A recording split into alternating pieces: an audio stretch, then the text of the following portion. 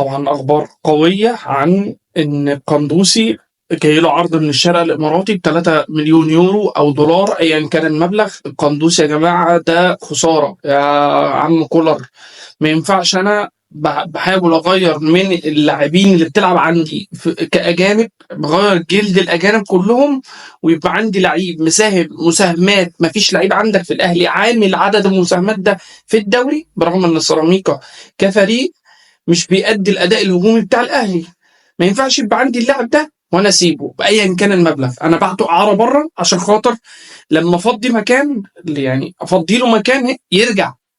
طالما انا فضيت اماكن، عندي مودست ماشي، عندي معلول هيتشال ممكن لحد يناير، عندي بيرسي تاو باذن الله هيمشي لان بيرسي تاو بادائه ده لا يصلح للعب في الاهلي.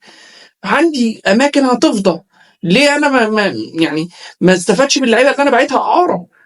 ونفس الموضوع بقوله برضه على كريستو، اتمنى انه ما يخرجش بيع. كريستو هنندم عليه. كريستو لعيب كان بيلعب مهاجم وجناح في النجم الساحلي وفي منتخب تونس وهداف. ما تخسروش، ما تخسرش اللاعب وبعد كده تقول يا ريتني.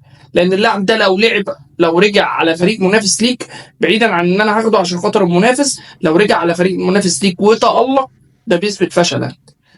اتمنى نراجع نفسنا في الموضوع ده لان القندوسي ما ينفعش يمشي، كريستو برضه نفسه ما ينفعش يمشي. سلام.